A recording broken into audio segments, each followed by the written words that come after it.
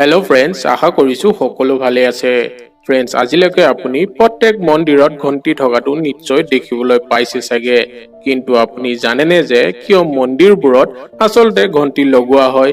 ইয়াৰ উপৰিও আপুনি আজিলৈকে নিশ্চয় বিভিন্ন ধৰণৰ গাড়ী দেখিবলৈ পাইছে চাগে। কিন্তু আপুনি কেতিয়াবা মন কৰিছেনে যে গাড়ীৰ চকাবোৰৰ টায়াৰৰ ৰং সদায় কিয় কলাই হয়? বেলেগ কালাৰতো হ'ব পাৰিলে হয়। তেন্তে আহক আৰম্ভ কৰো এনেকৈ কিছুমান নতুন কথা লৈ আজিৰ এই এপিছডটো। আৰু যদি চেনেলটো এতিয়ালৈকে আপোনালোকে ছাবস্ক্ৰাইব কৰা নাই, তেনেহ'লে তলত থকা ৰেড কালাৰৰ ছাবস্ক্ৰাইব বাটনটো ক্লিক কৰি চেনেলটো ছাবস্ক্ৰাইব কৰি দিয়ক আৰু লগতে থকা টিলিঙাটো বজাই দিয়ক, যাতে এনেকুৱা ধৰণৰ নতুন নতুন ইনফৰমেশ্যনমূলক ভিডিঅ'বোৰ আপোনালোকে আগলৈও পাই থাকে। ফ্ৰেণ্ডছ, প্ৰত্যেক মানুহেই মন্দিৰত প্ৰৱেশ কৰাৰ আগতে ঘণ্টিটো বজাই মন্দিৰত প্ৰৱেশ কৰে। আৰু আপুনিও যদি মন্দিৰত যায় তেন্তে নিশ্চয় ঘণ্টি নবজোৱাকৈ থকা নাই চাগে।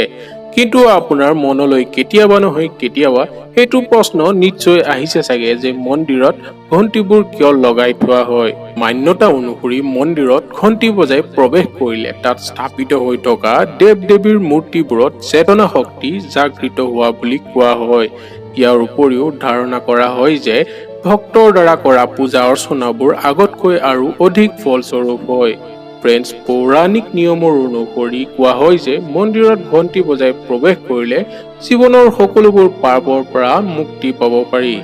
ইয়াৰ লগতে এনেকুৱা কোৱা হয় যে যেতিয়াই সমগ্ৰ প্ৰকৃতিৰ সৃষ্টি হৈছিল তেতিয়া যি প্ৰতিধ্বনিৰ চাৰিওফালে বিয়পিছিল তাৰ এই শব্দ মন্দিৰৰ ঘণ্টি বজালে শুনিবলৈ পোৱা যায় বুলি ধাৰণা কৰা হয়।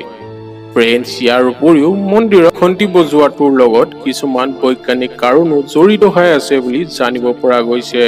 বৈজ্ঞানিকসকলৰ অনুসৰি যেতিয়া মন্দিৰত ঘণ্টি বজোৱা হয় তেতিয়া তাৰ পৰা এক প্ৰকাৰৰ প্ৰতিধ্বনি উৎপন্ন হয় আৰু যোনটোৱে বায়ুমণ্ডলৰ কাৰণে বহুত দূৰলৈকে বিয়পি পৰে। আৰু এই যি প্ৰতিধ্বনি উৎপন্ন হয় তাৰ কাৰণে মন্দিৰত থকা বীজাণুবোৰ নষ্ট হৈ যায়, যাৰ কাৰণে মন্দিৰৰ ওচৰৰ পাজৰৰ পৰিৱেশসমূহ পৰিষ্কাৰ হৈ থাকে। ফ্ৰেণ্ডছ, বৈজ্ঞানিকসকলৰ মতে এনেকুৱা ধাৰণা কৰা হয় যে মন্দিৰত ঘণ্টি বজালে বিভিন্ন ধৰণৰ অশুভ শক্তিৰ বিনষ্ট হৈ যায় আৰু মানুহৰ জীৱনত চাৰিওফালে সুখ শান্তি সমৃদ্ধিয়ে আৱৰি লয়। ফ্ৰেণ্ডছ, বৰ্তমান সময়ত গাড়ীবোৰত লাগিলে যিমানেই নতুন নতুন ফিচাৰ্ছ নাহক কিয় কিন্তু টায়াৰ ৰং সদায় কলাই থাকে। ফ্ৰেণ্ডছ, টায়াৰক যিকোনো এখন গাড়ীৰ আটাইতকৈ প্ৰয়োজনীয় পাৰ্ট বুলি ক'ব পাৰি, কিয়নো বিনা টায়াৰে যিকোনো এখন গাড়ী চলোৱাটো সম্ভৱ নহয়। তেন্তে এই আটাইতকৈ প্ৰয়োজনীয় পাৰ্টটো কিয় বিভিন্ন ৰঙেৰে মডিফাই কৰিব পৰা নাযায়? ফ্ৰেণ্ডছ, আচলতে যিকোনো এখন গাড়ীৰ টায়াৰৰ ৰং প্ৰথম অৱস্থাত কলাৰ বিপৰীতে স্লেটি ৰঙৰহে থাকে, যোনটো পিছলৈ কলা ৰঙলৈ পৰিৱৰ্তন হৈ যায়।